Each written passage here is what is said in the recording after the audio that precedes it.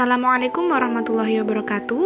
Perkenalkan, nama saya Marcella Sari Purnama dari PGSD A23 dengan NIM akhir 38. Di sini saya akan mengerjakan UAS praktikum dengan mengamati lingkungan sekitar, yaitu praktikum simbiosis.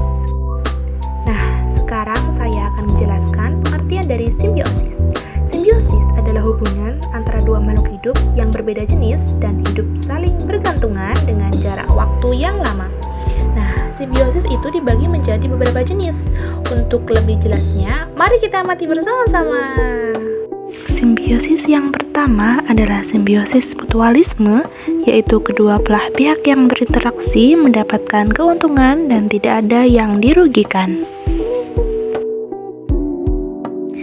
Contoh simbiosis mutualisme di lingkungan sekitar adalah kupu-kupu dengan tanaman, yaitu kupu-kupu diuntungkan dengan mendapatkan nektar atau madu dari bunga sebagai sumber makanan.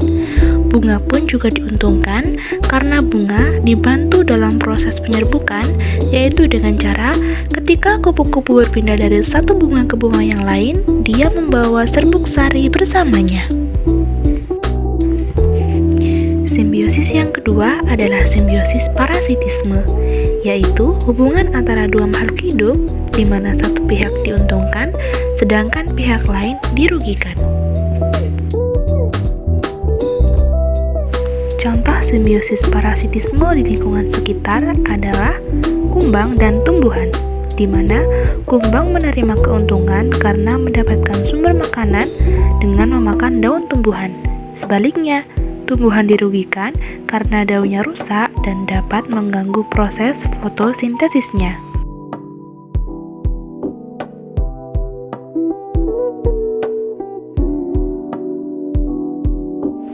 Contoh simbiosis parasitisme selanjutnya yaitu dari kutu putih dan tumbuhan. Dalam hubungan kutu putih dan tumbuhan, kutu putih diuntungkan karena mendapatkan nutrisi dari tanaman, sementara tanaman dirugikan karena getahnya dihisap, yang mana hal tersebut dapat menghambat pertumbuhan dan bahkan menyebabkan kematian oleh tanaman tersebut jika serangan semakin parah. Oleh karena itu, interaksi antara kutu putih dan tanaman termasuk dalam simbiosis parasitisme. Contoh simbiosis parasitisme di lingkungan sekitar kita selanjutnya yaitu dari kucing dan kutu. Dalam interaksi ini, kutu mendapatkan keuntungan berupa tempat tinggal dan sumber makanan yaitu dari darah kucing. Sementara kucing merupakan pihak yang dirugikan karena kucing kehilangan darahnya dihisap oleh kutu yang dapat menyebabkan gatal-gatal dan bahkan iritasi kulit. Satu lagi contoh simbiosis parasitisme yaitu dari belalang dan tumbuhan. Belalang berperan sebagai herbivora yang memakan bagian tumbuhan seperti daun atau batang, sehingga belalang diuntungkan karena mendapat sumber makanan dari tumbuhan. Sedangkan tumbuhan dirugikan karena kehilangan bagian tubuhnya yang penting untuk fotosintesis dan pertumbuhan yang dapat menurunkan produktivitasnya. Simbiosis komensalisme yaitu organisme yang satu dapat keuntungan sementara yang lain tidak diuntungkan maupun dirugikan. Seperti yang terjadi pada laba-laba dan tumbuhan, di mana laba-laba menggunakan tanaman sebagai tempat yang strategis untuk membangun jaring, yang membantu mereka menangkap mangsa dan mendapatkan perlindungan dari predator. Sementara tanaman tidak terpengaruh akan hal itu. Keberadaan jaring laba-laba pada tanaman umumnya tidak memberikan dampak yang negatif pada tanaman tersebut. Tanaman tetap bisa melakukan fotosintesis seperti biasa tanpa terganggu oleh aktivitas laba-laba. Yang satu ini berbeda, bukan simbiosis namun kompetisi, yaitu interaksi di mana dua atau lebih organisme bersaing untuk mendapatkan sumber daya yang sama dan terbatas dalam suatu ekosistem.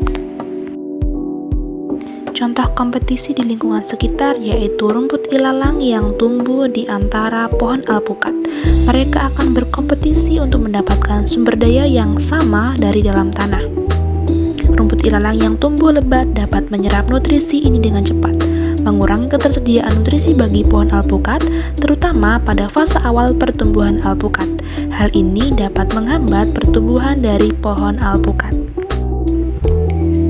Nah, itu tadi sekilas video tentang simbiosis yang ada di lingkungan sekitar kita. Dapat kita simpulkan bahwa simbiosis merupakan komponen yang sangat penting untuk menjaga keseimbangan ekosistem yang ada di lingkungan sekitar kita. Simbiosis dibagi menjadi 3, yang pertama mutualisme, parasitisme, dan komensalisme. Masing-masing dari mereka mempunyai peran dan tujuan yang berbeda-beda sesuai dengan jenis mereka. Sekian video yang bisa saya buat untuk praktikum simbiosis yang ada di lingkungan sekitar kita. Semoga video yang saya buat bermanfaat dan dapat menambah wawasan. Sampai jumpa di video selanjutnya dan wassalamualaikum warahmatullahi wabarakatuh.